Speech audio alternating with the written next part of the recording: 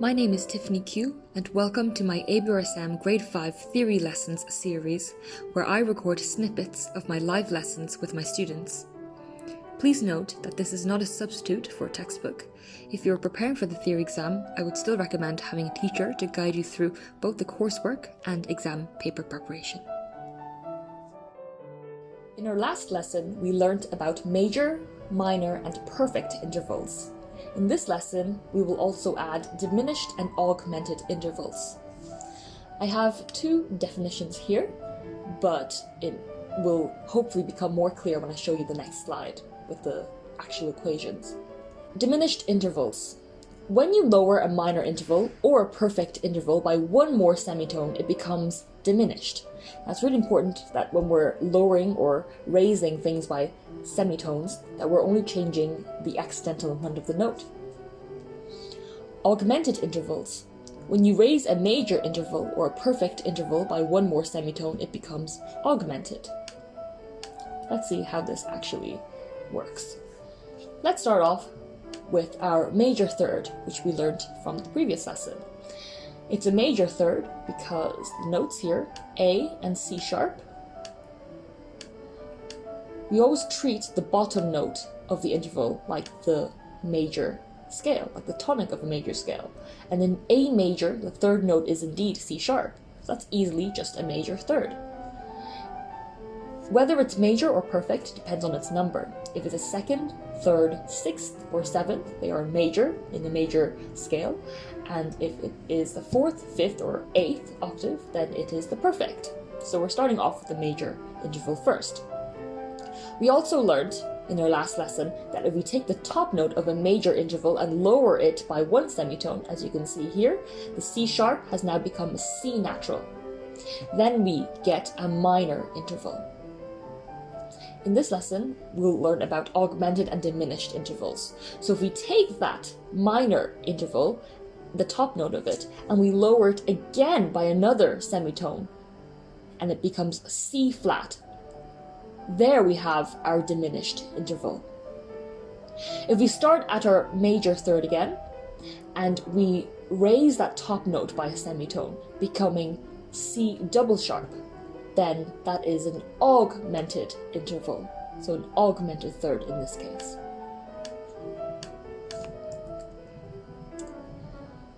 If we start off with a perfect interval, in this case a perfect fifth, perfect because the bottom note is D, and in D major the fifth note is indeed A. So the A belongs to D major, so that's a nice perfect fifth.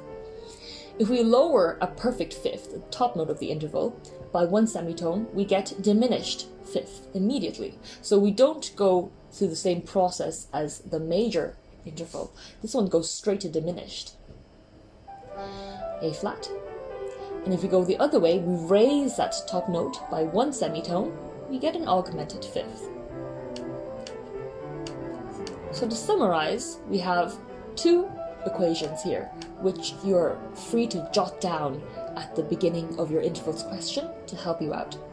So major interval, this is always your seconds, thirds, sixths, or sevenths. If we raise that by one semitone, this top note, it becomes augmented. We lower it by one semitone, minor, and lower it again, diminished.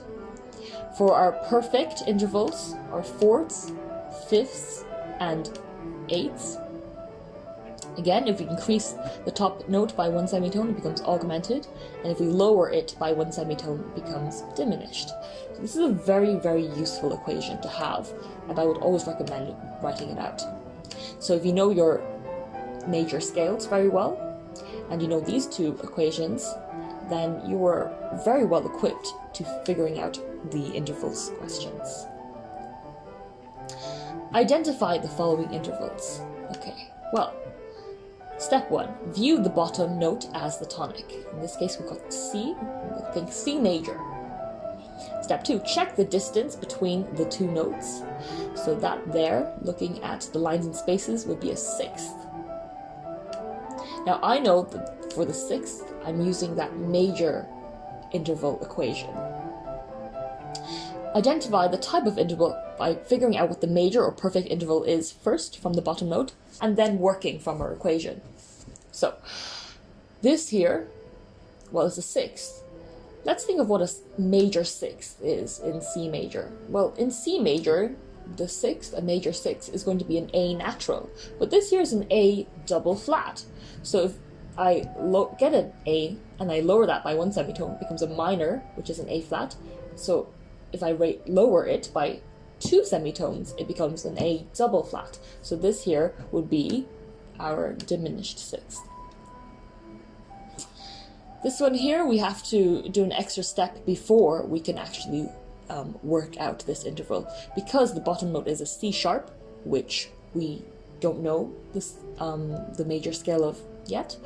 So the C sharp major actually has 7 sharps. So if you did know that, you could probably work it out, but you don't have to. So in this case, we can transpose, just like we discussed in our previous lesson. So I'm going to take this C sharp and I'm going to make that into a C natural. So I'm essentially lowering this note by a semitone. Now what I do to the bottom, I must do to the top as well. So this is an F double sharp. If I lower a double sharp by 1 semitone, I get a regular sharp. So what I've done here is I've basically transposed this interval into this one. So they should actually be the same interval. C to F sharp, well, C is the bottom note, so we think of our C major scale. The fourth here is what the number is, and I know the fourth in C sharp major would be a perfect fourth, and that would be an F natural. But this here is an F sharp, so it's been raised by a semitone. So if we take a perfect interval and we raise it by 1 semitone, it becomes an augmented interval. One final note on this. If they asked the exam in a different way, for example, let's get rid of that for a second. Let's say they gave you the note C sharp and they told you to write an augmented fourth above that. You could actually use a similar transposing method to figure it out. So you can first of all start with a C natural, figure out what an augmented fourth is from a C natural, which is an F sharp, and then work backwards. So I need to transpose this back to the C sharp. So I need to transpose this all up a semitone. So C to C sharp is up 1 semitone. So I need to also raise this note by 1 semitone, which is our F double sharp.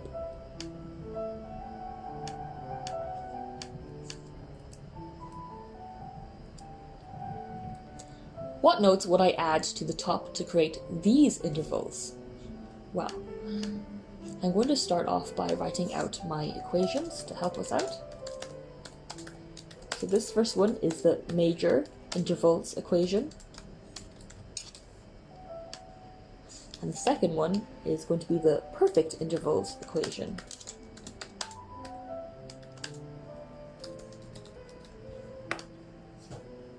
Our first one is for seconds, thirds, sixths, or sevenths, which fits our first interval. Diminished seventh. Well, let's take a look. A diminished interval is basically a major interval that's been lowered by 2 semitones. So let's find what the major seventh is first. B flat is this note, and I need to add the note on top of it. So I think of my B flat major now. B flat major has 2 flats, B flats and E flats. So the 7th note would be an A natural. So that there is the 7th note of B flat major, and also our major 7th. Now I need to lower it by 2 semitones in order to make it diminished. So 1 semitone, I add a flat, 2 semitones, A double flat. This one here, augmented fourth. Okay, so this is an E sharp. Let's make that into an E natural first and figure that out, and then transpose it back. Okay, so let's now think of E major. Augmented fourth is a perfect fourth raised by 1 semitone. In E major, the 4th note of E major would give us the augmented fourth above E. E major has 4 sharps. Father Charles goes down. So the 4th, which would be in this position here, would be an A natural because it's not a sharp. Great, so that there is a perfect fourth. We want an augmented fourth, which is an A sharp because we raise it by 1 semitone here. Okay, then we transpose all of this up a semitone in order to find out the actual answer to the question. E to E sharp is up by 1 semitone, so I also raise the A sharp by 1 semitone, so that becomes an A double sharp.